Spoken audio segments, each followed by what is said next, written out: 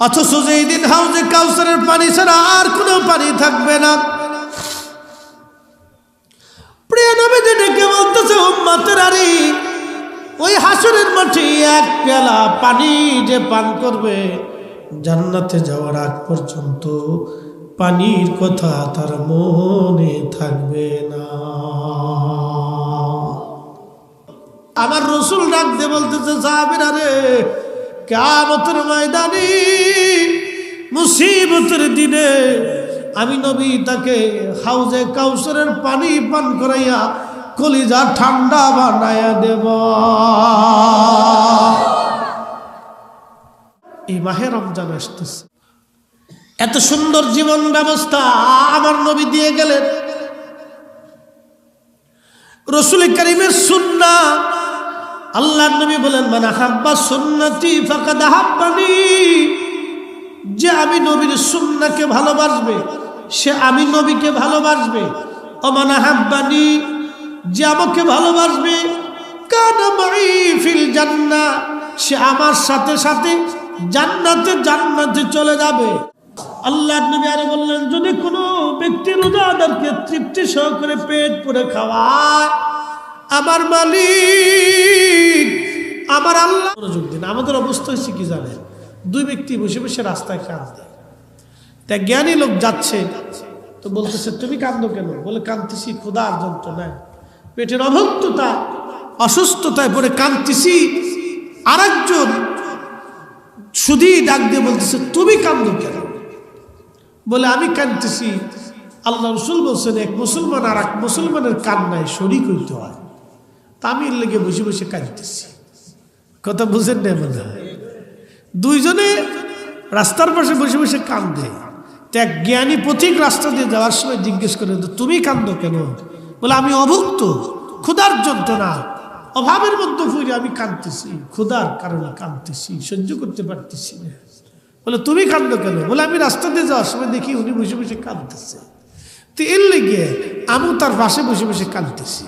বলে, তুমি কান্দো কে? বলে, কাঁদতেছি এই জন্য আল্লাহ রাসূল বলছেন এক মুসলমান আর এক মুসলমানের কান্নায় শরীক হইতে হয়, দুঃখে দুঃখী হইতে হয়, তো এই জন্য আমি তার পাশে বসে বসে কাঁদতেছি। আরে বেটা, উনি তো ক্ষুধার যন্ত্রণায় কাঁদতেছে, তুই আর খাবার দে। না, কাঁদতে দেবার রাজি আছে, তো খাওয়ান দিতে রাজি নেই। আমরা বাঙালিদের অবস্থা চলো তাই। অনেক মধ্যবিত্ত আছে, দেখা যায় যে চেহারা ভালো কিন্তু অর্থনৈতিক দুর্বলতা আছে, বোঝা যায় না। কথা কর নাকি? আসে না এরকম? মাসে ছেলেটা 10,000 টাকা বেতন পায়, সংসার চলে না, খুব কষ্টে চলে। বৃদ্ধ বাবা ভালো কিছু দিয়ে ইফতার করতে চায়, বৃদ্ধ মাটা আছে কিন্তু পারে না। আপনাদের এরকম যদি থাকে তাহলে তাদের গোপনে বাড়িতে কিছু দিয়ে আসবে, খুশি হবে, সন্তুষ্ট হবে। মানুষ হাদিয়া দিলেও তো সওয়াব হয়। আল্লাহ রাসূল কি বলছেন? এই যে রমজান আসলে নবীজি বলছেন, ও আমার উম্মত, তোমরা খাবার যখন রান্না করো তখন ঝোল তরকারি বেশি করে রান্না করো, যাতে তোমার প্রতিবেশীরা তোমার সাথে খাইতে পারে। মারহাবা কইলেন না? প্রতিবেশীর হকের ব্যাপারে আল্লাহ নবী এতটাই সচেতন ছিলেন যে সাহাবে کرام চিন্তা করতেছিলেন যে আল্লাহ নবী কি প্রতিবেশীর এই সম্পদের সাথে অংশীদারিত্ব বানাই দিয়ে যায় কিনা। ছেলে বাবা মারা গেলে ছেলে 2 ভাগ পায়, মেয়ে 1 ভাগ পায়, আবার প্রতিবেশীর কোনো অংশ নবীজি দিয়ে যায় কিনা। এইভাবে আল্লাহ রাসূল প্রতিবেশীদের হকের ব্যাপারে সচেতন ছিলেন। তা আমাদের দায়িত্ব কি? গ্রামবাসী, প্রতিবেশী, আত্মীয়স্বজন যদি দুর্বল থাকে, এই মাহে রমজান আসতেছে, অন্তত রোজার মাসে কিছু না কিছু গোপনে প্যাকেজ দিয়ে আসবেন, কিছু সম্পদ ইফতারি কিনে কেটে গোপনে দিয়ে আসবেন। আল্লাহ আমাদের প্রত্যেকে তৌফিক দিক, সকলে বলে না আমিন। মুজাদ্দিদ আল ফুসানি সিরহিন্দি জীবনী না বললেই নয়, আপনারা বুঝবেন না, আরো ভেঙ্গে বলি। 1000 বছরের মুজাদ্দিদ আল ফুসানি সিরহিন্দিকে সম্রাট জাহাঙ্গীর সিংহের খাঁচার ভিতরে ঢুকাই দিলেন। 15-20 দিন 30 দিন ক্ষুধার্ত একটা সিংহের খাঁচার ভিতরে যখন আল্লাহর ওলিকে ঢুকাই দিলেন, আল্লাহর ওলির কোনো চিন্তা ছিল না। সিংহের খাঁচার মধ্যে ঢুকাইয়ে পড়ার পরেই উনি আল্লাহু আকবার বলে নামাজে দাঁড়ায় গেলেন। সিংহটা আস্তে করে লেজটা গোটাইয়া আল্লাহর ওলির সামনে এসে বসে গেল মাথা নত করে। আল্লাহু আকবার বলবেন না? সিংহটা আল্লাহর ওলির মাথা নত করে আল্লাহর ওলির সামনে মাথা নত করে বসে গেলেন। বসে যাওয়ার পরে নামাজ শেষ করলেন আল্লাহর ওলি মুজাদ্দিদ আল ফুসানি সেরেহেন্দি রাহমাতুল্লাহ আলাইহি। নামাজ শেষ করার পরে আল্লাহু আকবার, বাঘটা মাথা নিচু করে কদমের সামনে পড়ে রইছে। বাঘের জবান খুলে গেল, বাঘে কথা বলতে লাগলো। বাঘের জবান খুলে গেল, বাঘে কথা বলতে লাগলো। বাঘ ডাক দেখে, হুজুর, পৃথিবীর কেউ যদি আপনাকে নাও চিনে, আমি আপনারা চিনছি, আপনি জমানার মুজাদ্দিদ। ও আল্লাহর ওলি, চিন্তার কারণ নাই, আপনার শরীরে আতর কাটা আল্লাহ আমার জন্য হারাম ঘোষণা করে দিয়েছে। আমি আল্লাহর তৈরি মাখলুক, আল্লাহর আইনের বাহিরে আমি যাব না, আমার জীবন চলে গেলেও না। সমগ্র সৃষ্টিগুলি আইন মানে কার? জোরে জোরে জোরে জোরে আল্লাহ বলতেছেন, আলাম তারা আন্নাল্লাহা ইয়াসজুদু লাহু মান ফিস সামাওয়াতি ওয়া মান ফিল আরদ। ও নবী, আপনি কি দেখেন নাই? এই কোরআন বলতেছে, ও নবী, আপনি কি দেখেন নাই? এই তামাম সৃষ্টির ভিতরে যা কিছু আছে সব আমি আল্লাহর সেজদা দেয়। একসাথে বলবেন আল্লাহু আকবার। আমার দিকে তাকান, সেজদা কাকে দেয়? বলে কুত্তা সেজদা দেয় কাকে? আসতে বললেন কেন? কুকুর কার সৃষ্টি? আলাম তারা আন্নাল্লাহা ইয়াসজুদু লাহু মান ফিস সামাওয়াতি ওয়া মান ফিল আরদ। সৃষ্টির ভিতরে যাহা আছে সবকিছু সেজদা কাকে দেয়? মাছে সেজদা দেয় কাকে? গাছে দেয় কাকে? আল্লাহকে দেয়। পশু প্রাণীরা আল্লাহকে সেজদা দেয়। তাহলে যেহেতু ওরা আল্লাহকে সেজদা দেয়, তাহলে বাঘে আইন মানে কার? ও কিন্তু আল্লাহর আইনের বাহিরে যায় না। আপনি খুঁজে দেখবেন, খুঁটে দেখবেন, ও আল্লাহর আইনের বাহিরে যাবে না। আপনি কুত্তা পালেন, আদর করেন, খাবার দেন, কিন্তু আপনার কুত্তায় ভাত খাবে, মাছ খাবে, গোশ খাবে, কিন্তু মুরগা খাবে না। কিন্তু শিয়াল নিয়ে আসেন, ও বাড়ির মুরগা খেয়ে ফেলে দেবে। কারণ শিয়ালের জন্য আপনার বাড়ির মুরগারে আল্লাহ হালাল করে দিয়েছে, তুই খাবি। হাসেন কে? আল্লাহু আকবার কথা। কিন্তু আপনার বাড়ির বিড়াল ইঁদুর খাবে, আপনার মাছ খাবে, এটা খাবে, সেটা খাবে, কিন্তু মুরগি পালতেছেন, কবুতর পালতেছেন, ওটা ধরে না সহজে। পালেন, ও জানে যে আমার মালিক আমার খাবার দেয়, তার সাথে বেইমানি করা যাবে না। কিন্তু মানুষে বেইমানি করে। তাহলে মানুষ, একমাত্র মানুষই অকৃতজ্ঞ, সে আল্লাহর আইন মানতে চায় না। সমগ্র সৃষ্টি আল্লাহর আইনের মধ্যে চলে। আল্লাহু আকবার। আমি সেই দিন সাহাবীর এই কারামতটা শোনার পরে আমি সেই দিন চিন্তা করলাম, আল্লাহু আকবার, আল্লাহকে এইভাবে সন্তুষ্ট করছিল। দেখেন, আমি কোনো ওলিদের জীবনী বানায় বলি না, এটা আমার নীতি বিরুদ্ধ। কারণ কিয়ামতের ময়দানে আদালতে বিচার আসবে, কথা ঠিক কিনা? সমস্ত মাখলুকদেরকে ওলিদের দিকে ঝুঁকাই দেন। কে ঝুঁকাই দেন? তুমি তো কোরআনে বলেছ, তুমি তো কোরআনে বলেছ, তুমি বিগয়রি হিসাব, হিসাব ছাড়া রিজিক তুমি বান্দার দাও। আল্লাহ, তুমি এখনো মুক্ত ছিলা, বলো কি? রাত ডাক দিয়ে বলবে, বান্দারে, তোমার প্রতিবেশী ক্ষুধার্ত ছিল, তুমি যদি তারে খাবার খাওয়াইতে, তাহলে আমি আল্লাহ সেই দিন ক্ষুধা খাবার খাওয়ানো হয়ে যাইত।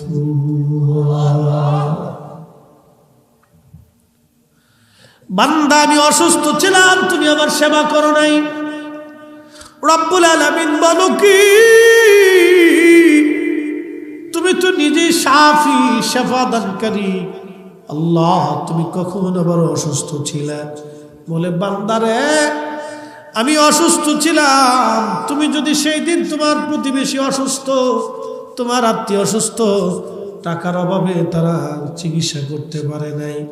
তুমি যদি সেই দিন চিকিৎসা করাইতা, আমি মালিক, আমি আল্লাহর চিকিৎসা করানো হয়ে যাইত। আল্লাহু আকবার। আমাদের দেশের সিস্টেম হলো উল্টে। অ্যাক্সিডেন্ট যদি হয়, দেখবেন রাস্তাঘাটে অ্যাক্সিডেন্ট হলে অনেকেই রোগীর ওই অসুস্থ ব্যক্তির হসপিটালে নেওয়ার আগে পকেট হাতায়। হ্যাঁ, কি কথা কর না কেন? অনেকে পকেট হাতায়, দেখি কি পরিমাণে মাল আছে, মোবাইল টোবাইল পকেট টকেট হাতায় নিয়েছিলেন। রোড অ্যাক্সিডেন্ট হলে এরকম হয়, বাড়িতে আগুন লাগলে এরকম হয়েছে। মাল সামানা কে নিয়ে গেছে আর খোঁজ নেই। ওই যে ঢাকায় মার্কেটে আগুন লাগলো, কার দোকানের মাল কে নিয়ে গেছে কোনো খোঁজ খবর নেই। চোরে চোরে দেশ ভরে গেছে, বিপদের সময় চোরের অভাব। আরে মানুষ কুত্তায় চিন্তা করে, তোরা মানুষ হইছিস কে? তোরা কুত্তা হইলি তো ভালো হতো। কি কথা কর না? কঠিন অবস্থা, জানেন কি সিচুয়েশন আমাদের। আমরা কবে মানুষ হবো জানেন? কবে প্রকৃত মানুষ হবো আমরা নিজেরাও বলতে পারতেছি। প্রিয় উপস্থিতি আমার, খুবই মনোযোগ দিয়া শুনিয়া যান হাজিরিন। এইগুলি তো আমাদের বুঝে যাওয়া দরকার যে তোমরা মুসলমান, আমরা মুসলমান। আল্লাহ আমরা মুসলমান বানাইছে, মানুষ বানায় দুনিয়ার মধ্যে পাঠাইছে। এই মাহে রমজান আল্লাহ বলেন লাআল্লাকুম তাত্তাকুন, তোমরা যাতে মুত্তাকি হও সেই জন্য রোজা পাঠাই দিলাম রমজান। আল্লাহ রাসূল মিম্বার শরীফে কদম রাখলেন, কদম রাখার পরে বলেন আমিন। দ্বিতীয়বার কদম রাখলেন, বলেন আমিন। তৃতীয়বার কদম রাখলেন, বলেন আমিন। সাহাবীরা বলল হুজুর তিনবার কদম রাখলেন, আমিন বললেন, হিকমত কি, কারণ কি বুঝলাম না। আল্লাহর নবী ডাক দিয়ে বলেন সাহাবীরা, প্রথমবার মিম্বরে কদম রাখার পরে জিবরাইল আমিন এসে আমাকে বলল হুজুর যে আপনি নবীজির নাম শুনলো কিন্তু দুরূদ শরীফ পড়ল না, সে ধ্বংস হয়ে যায়। যে আপনি নবীর নাম শুনলো কিন্তু দুরূদ পড়ল না, সে ধ্বংস হয়ে যায়। জিবরাইল আলাইহিস সালাম বলেন আমিন, নবীজি বলেন আমিন। দ্বিতীয়বার মিম্বরে কদম রাখছি, জিবরাইল এসে বলল হুজুর যে মাহে রমজান পাইল কিন্তু নিজের জীবনের গুনাহগুলি মাফ করাই নিতে পারল না, সে ধ্বংস হয়ে যায়। যে মাহে রমজান পাইল কিন্তু নিজের জীবনের গুনাহ মাফ করাইতে পারল না, যে মাহে রমজান পাইল কিন্তু নিজের জীবনের গুনাহ মাফ করাই নিতে পারল না, সে ধ্বংস হয়ে যায়।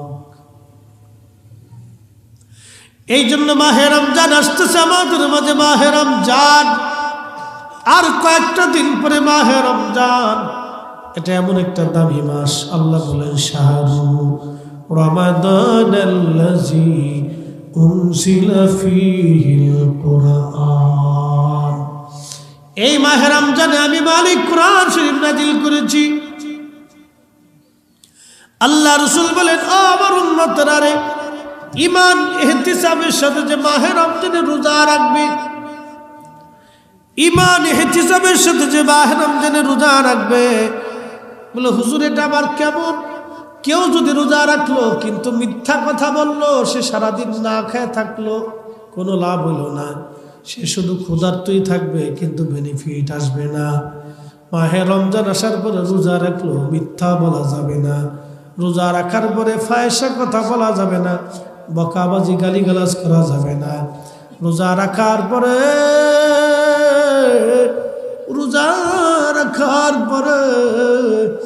এই আপনার গীবত তোহমত করা যাবে না। আমরা অনেক সময় দোকানে বসে বসে গীবত করি। আল্লাহর নবী বলেন উম্মত তোমরা কি তোমাদের মৃত ভাইয়ের গোশত খাইতে পছন্দ করো? সাহাবীরা বলেন না ইয়া রাসূলুল্লাহ, মৃত ভাইয়ের গোশত কি করে খাওয়া যায়? নবীজি বললেন যারা গীবত করলো তার জন্য মৃত ভাইয়ের গোশত খাইল। একবার জোরে বলা যাবে কি নাউজুবিল্লাহ? আচ্ছা বলেন মাহে রমজানের দিনের বেলা খাবার খায় রোজা হবে? হ্যাঁ জোরে বলেন হবে? তাহলে মাহে রমজানের রোজা রেখে কেউ যদি গীবত শিকায়ত করে বোঝা গেল হাকিকতের রোজা হবে না, ঠিক কিনা? সে শুধু না খেয়েই থাকবে, কিন্তু হাকিকতের রোজাটা, তাকওয়ার রোজাটা, লাআল্লাকুম তাত্তাকুন, এই তাকওয়ার রোজাটা হবে না। যে জন্য আল্লাহ রোজা পাঠাইছে সেই উদ্দেশ্য তার হাসিল হবে না। যেই উদ্দেশ্যে আল্লাহ তারা পাঠাইলো সেই উদ্দেশ্য তারা হাসিল হবে না। যেই উদ্দেশ্যে রোজা দিয়ে দিল সেই উদ্দেশ্য তারা হাসিল হবে না। এই জন্য মাহে রমজান আসতেছে, প্রস্তুতি নেওয়ার দরকার। ঈমান ও ইহতিসাবের সাথে রোজা রাখতে হবে আমাদের। তাহলে রোজা রেখে মিথ্যা বলা যাবে না, শিকায়ত করা যাবে না, গীবত করা যাবে না, তহমত দেওয়া যাবে না, চগলখড়ি করা যাবে না, এই তারপরে ফায়সা কথা বলা যাবে না, ফায়সা কাজ করা যাবে না, মানুষ ঠকানো যাবে না। এই রমজান মাস আসলে খেজুরের দাম সারা বছর যেটা 200 টাকা, রোজা আসলে হয়ে যায় 300 টাকা। ওরে সিটার, কি কথা কর না কেন? সারা বছর রোজা খেজুর 200 টাকা, রোজা আসলে হয়ে যায় 300 টাকা। তার মানে কি? কত বড় সিটার চিন্তা করতে পারছে? কেজিতে 100 টাকা বাড়াই দিচ্ছে। অথচ সারা পৃথিবীর মুসলিম দেশগুলির অন্যান্য ব্যবসায়িকরা রমজান আসলে পণ্যের দাম কমাই দেয়, আর বাংলাদেশের রোজা আসলে পণ্যের দাম বেড়ে যায়। তার মানে এই সমস্ত ব্যবসায়িক যারা আছে, এই 2 নম্বর ব্যবসায়িক এই যারা আছে, এগুলো সব অধিকাংশ হলো সিটা। কথা কর না, ঠিক কিনা? 2 নম্বর ব্যবসায়িক যারা, আল্লাহ এই সমস্ত 2 নম্বর ব্যবসায়িক থেকে আমরা দেশকে হেফাজত করুন বলে না। এটা বুঝে না যে রমজান আসলে কত মা। একটা জিনিস চিন্তা করেন, আমি আপনাদেরকে বুঝাইতেছি আজকে। একটা মানুষ সারাদিন পরিশ্রম করে 500 টাকা রুজি করার লোক আছে না? আছে। তো 500 টাকা রুজি করলে সে সারা মাসে পরিশ্রম করে 10,000, 12,000, 15,000 টাকা রুজি করে। আর একজন ইমাম সাহেবের বেতন কত? ইমাম সাহেবের বেতন কত? 3,000, 4,000, 5,000। তাহলে দিন পড়লো কত? 150 টাকা, 120 টাকা, 30 টাকা। আর সারাদিন পরিশ্রম করে একজন 500 টাকা রুজি করে, তাহলে ইমাম সাহেবের সাথে সে বালা। যে অটো চালায়, রিক্সা চালায়, সিএনজি চালায়, সেই ইমাম সাহেবের সাথে বালা। পরিসংখ্যান বুঝাই দিয়ে গেলাম, বুঝে যাবেন আপনারা। মনোযোগ দেন, কথাগুলি শুনে যাবেন আপনারা। ইমামরা ঠগায় না, ইমাম ঠগায় কেউ বেহেশতে যাইতে পারত না। আপনি ঠিক করলেও ঠিক, না ঠিক করলেও ঠিক। ইমাম ঠকাইয়া কেউ বেহেশতে যাইতে পারত না। বলে হুজুর কারণ কি বুঝায়? বিড়ির দাম কত? একটা বিড়ির দাম কত? 5 টাকা। আচ্ছা, একজন প্রত্যেক দিন কয়টা বিড়ি খায়? সব না, 20 টাকায় পেলায়। ওটা জিন। আচ্ছা, 10টায় ধরলাম, তো 5 টাকা করে হলে কত হয়? 50 টাকা। মাসে গেল 1,500 টাকা। এই লোকেরা যদি কোন ইমাম সাহেবের বেতন বাবদ 200 টাকা দেন, কেশিয়ারের জুতা শেষ, টাকা দেয় না। বিড়ি খায়, বিড়ির পিছনে গেল, এই পানের পিছনে গেল, চার পিছনে গেল, খালি ইমাম সাহেবটা হলো না। অথচ ইমাম সাহেব 5টা ওয়াক্ত আল্লাহর ঘর পাহারা দিচ্ছে, আল্লাহর ঘরের জন্য সে তার নিজের জীবনকে দিচ্ছে। তার একটা ফ্যামিলি থাকতে পারে, সন্তান আছে, মা আছে, বাবা আছে। আপনার আমার দায়িত্ব কি? 200, 300, 500 টাকা দিয়ে ইমাম সাহেবের জন্য এগুলি বরাদ্দ করা। ওই আসার সময় দেখলাম আপনাদের এখানে অনেক বড় একটা মন্দির, কত চমৎকার করে তারা মন্দিরটাকে সাজাইছে। অথচ আমরা মুসলমান, আমরা আল্লাহর ঘরের জন্য, মসজিদের ইমাম সাহেবের জন্য 10টা টাকা, 20টা টাকা, মাসে 500 টাকা খরচা করতে পারি না। অথচ আমরা কি বলে, এই যে আপনার এই ডিশের টাকা দিতে পারি, ওয়াইফাই বিল দিতে পারি, ফানেরটা দিতে পারি, বিলিটটা দিতে পারি, সারটা দিতে পারি, খালি ইমামেরটা দিতে পারি না। আর ঘুমায় ঘুমায় স্বপ্ন দেখতেছি বেহেশত যে 80টা হুল লইয়া একবারে আরাম করে ঘুমাচ্ছি। শয়তানে আসে ঘুরে কাজ হবে না।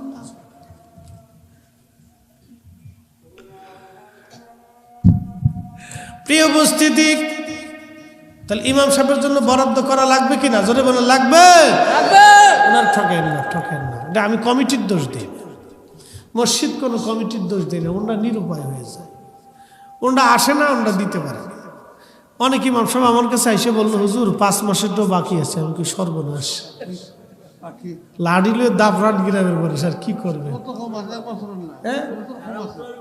এক বছর বাকি, সর্বনাশ। ওই গ্রামের মানুষ মরে যাওয়া উচিত, এটা আত্মহত্যা।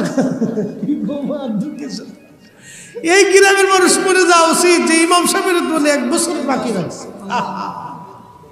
না বাবাজি, এগুলো করেন না, এগুলো অন্যায় অন্যায়। আমরা যদিও হাসি হাসি বলতেছি, আমরা আলেমরা কি করব? এটা অনেক কষ্ট, এগুলি করবেন না আপনারা। 10 জনে মিলে যদি 200 টাকা করে দেন তাহলে 2000 টাকা এসে যায়। 300 টাকা করে দিলেও 3000 টাকা আসে। 500 টাকা করে দিলেও 5000 টাকা চলে আসে। তারপর ইমাম সাহেবের টাকাটা দিয়ে দিন, ওনারা পরিশ্রম করে। আপনার মসজিদে থাকার কারণে উনি অন্য কোনো কাজ করতে পারেন না। এটা ভালো ব্যবসা করার সুযোগ নাই, বিদেশ যাওয়ার সুযোগ নাই, তারপরে অন্য কিছু করতে। আর ইমাম সাহেবরা তো অন্য অন্য জায়গার থেকে আইসা আপনাদের মসজিদে থাকে। এমনও সিস্টেম নাই যে আপনাদের একটা ধান খেত, জমি খেত করবে, সেই করবে, কারণ ওনার দেশ তো এটা না। এই জন্য আপনারা ওনাদের বেতনটা বা অর্থটা আপনারা দিয়ে দেবেন, কষ্ট দিবেন না। আল্লাহ সকলকে তৌফিক দিক। সকলে বলে না আমি। আল্লাহর পথে যেটা খরচা করবেন এই টাকাটা নষ্ট হবে না ভাই, নষ্ট হবে না। ওনার স্ত্রী থাকে, সন্তান থাকে, বাবা মা থাকে, তারা প্রতীক্ষায় থাকে, কষ্ট দিবেন না, তারা প্রতীক্ষায় থাকে। শোনেন একটা কথা বলি, আল্লাহ যারা সম্পদ দেয় গরিব মানুষকে তার দিকে ঝুঁকাই দেয়। কথাক্ষণ ঠিক কিনা? ঝুঁকাই দেয় গরিব মানুষকে, তার দিকে আল্লাহ ঝুঁকাই দেয়। আল্লাহ পরীক্ষা করে দেখি বান্দা দেয় কিনা। ইমাম সাহেব আপনাদের জন্য একজন পরীক্ষা। আল্লাহ আপনাদের জিম্মায় ওনারে দিয়ে দিচ্ছে। উনি কিন্তু আল্লাহর পক্ষ থেকে এই গ্রামবাসীর জন্য আপনাদের জিম্মায় আল্লাহ ওনারে পাঠাইছে যে আমার এই বান্দাটা আমার ঘর পাহারা দিচ্ছে, দেখি আমার ওই গ্রাম বান্দারা আমার বান্দার জন্য কিছু করে কিনা। আল্লাহ আপনাদের গ্রামের জন্য ইমাম সাহেবরে আল্লাহ আপনাদের পক্ষ থেকে তার জিম্মায়, আপনাদের জিম্মায় দিয়ে দিচ্ছে। বুঝছেন? এই জন্য কষ্ট দিবেন না। আমি জানি অনেকের অর্থনৈতিক দুর্বলতা আছে, যাদের দুর্বলতা আছে তারা কম দিক, যাদের সবলতা আছে তারা বেশি দিক, হয়ে যাবে ইনশাআল্লাহ। প্রিয় উপস্থিতি, খুবই মনোযোগ দিয়া শুনিয়া যান। এরপরে আল্লাহ বলতেছেন আশ-শামসু ওয়াল কামারু ওয়ান নুজুমু ওয়াল জিবালু ওয়াশ-শাজারু ওয়াদ-দাওয়াবু ওয়া কাসীরুম মিনান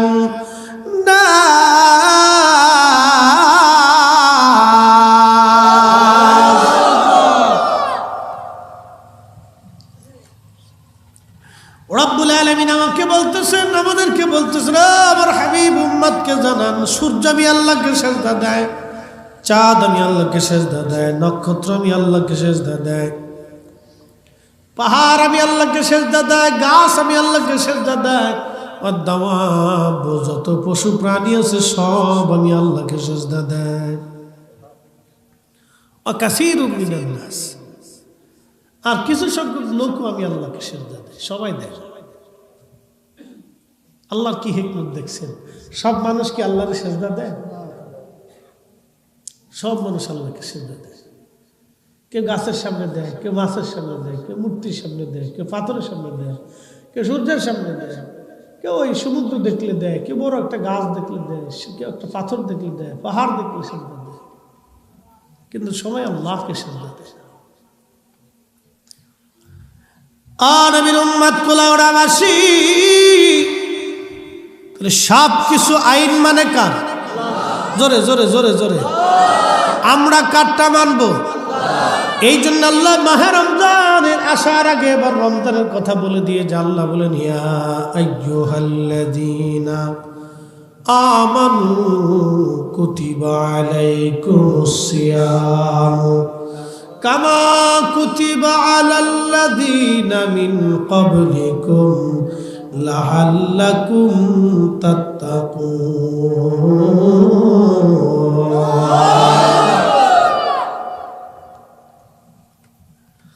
হাজিরিন,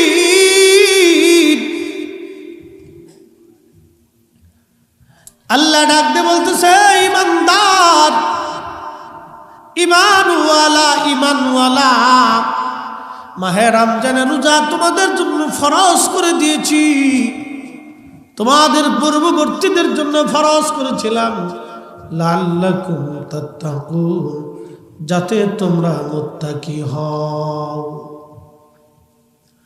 যাতে তোমরা মুত্তাকি হও, সেই জন্য মাহে রমজান তোমাদের জন্য ফরজ করে দিলাম। প্রিয় নবীজি মাহে রমজান আসার আগে শাবান মাসের শেষ দিনে নবীজি খুতবা দিতেন, বয়ান করতেন। সাহাবায়ে কেরামকে বলতেন, সাহাবীরা রে, আমাদের মাঝে একটা বরকতময় মাস আমাদের মাঝে আসতেছে, খুবই দামি মাস। এই মাহে রমজানে কেউ যদি একটা ফরজ ইবাদত করে অন্য মাসে 70টা ফরজ ইবাদতের সমান সওয়াব আমার আল্লাহ বান্দার আমল নামে দিয়ে দিবে। কেউ যদি মাহে রমজানে একটা নফল ইবাদত করে অন্য মাসে আমার আল্লাহ পাক একটা ফরজ ইবাদতের সমান সওয়াব আমার আল্লাহ মাহে রমজানে আমল নামে দিয়ে দিবে। কেউ যদি এই মাহে রমজানে একজন রোজাদারকে ইফতার করায়, তার রোজা হোক বা না হোক, ওই রোজাদারকে ইফতার করানোর কারণে আমার আল্লাহ ওই একটা কবুল রোজার সওয়াব বান্দার আমল নামায় আমার আল্লাহ লিখে দেবে। আল্লাহ নবী বলেন, সাহাবীরা রে, রোজাদারকে ইফতার করানোর জন্য শুধু রোজার সওয়াব আল্লাহ লিখে দিবে তা না, আল্লাহ বান্দারে জাহান্নাম থেকে বাঁচায় দিবে। ও সাহাবীরা, তোমরা সম্ভবপর হলে এক পেলা দুধ দিয়ে ইফতার করাও। সাহাবীরা জবাব দিল, হুজুর আমাদের ভিতরে অনেকেই ইফতার করানোর মতো সামর্থ্য নাই। নবী বলেন, খেজুর দিয়ে করা, বলে তাও নাই। আল্লাহ নবী বললেন, তাহলে এক পেয়ালা পানি দিয়ে হলেও তোমার রোজাদার ভাইকে তুমি ইফতার করাও। যদি করাইতে পারো তাহলে তোমার আমল নামায় আল্লাহ কবুল রোজার সওয়াব তোমার আমল নামায় লিখে দিবে। আল্লাহ নবী আরো বললেন, যদি কোনো ব্যক্তি রোজাদারকে তৃপ্তি সহকারে পেট পুরে খাওয়ায়, আমার মালিক আমার আল্লাহ ডাক দিয়ে বলতেছে, সাহাবীরা রে, আমার রাসূল ডাক দিয়ে বলতেছে, সাহাবীরা রে, কিয়ামতের ময়দানে মুসিবতের দিনে আমি নবী তাকে হাউজে কাউসারের পানি পান করাইয়া কলিজা ঠান্ডা বানায়া দেব।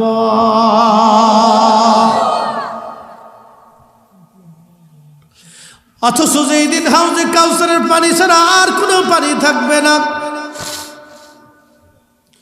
প্রিয় নবীজি ডেকে বলতেছে, উম্মতেরা রে, ওই হাসরের মাঠে এক পেয়ালা পানি যে পান করবে, জান্নাতে যাওয়ার আগ পর্যন্ত পানির কথা তার মনে থাকবে না।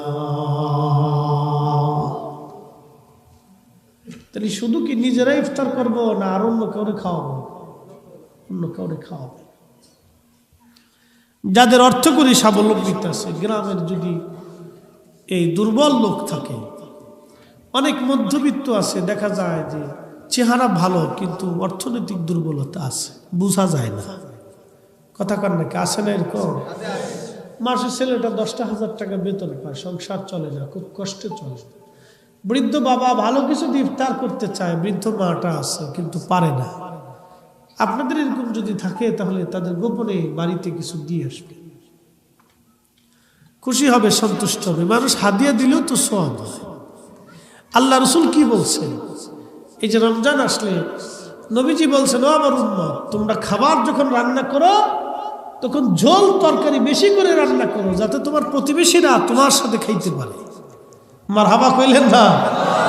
প্রতিবেশীর হকের ব্যাপারে আল্লাহ নবী এতটাই সচেতন ছিলেন যে সাহাবে কেরাম চিন্তা করতেছিলেন যে আল্লাহ নবী কি প্রতিবেশীর এই সম্পদের সাথে অংশীদারিত্ব বানাই দিয়ে যায় কিনা। ছেলে বাবা মারা গেলে ছেলে 2 ভাগ পায়, মেয়ে 1 ভাগ পায়, আবার প্রতিবেশীর কোনো অংশ নবীজি দিয়ে যায় কিনা। এইভাবে আল্লাহ রাসূল প্রতিবেশীদের হকের ব্যাপারে সচেতন ছিলেন। তা আমাদের দায়িত্ব কি? গ্রামবাসী, প্রতিবেশী, আত্মীয় স্বজন যদি দুর্বল থাকে, এই মাহে রমজান আসতেছে, অন্তত রোজার মাসে কিছু না কিছু গোপনে প্যাকেজ দিয়ে আসবেন। কিছু সম্পদ ইফতারি কিনে কেটে গোপনে দিয়ে আসবেন।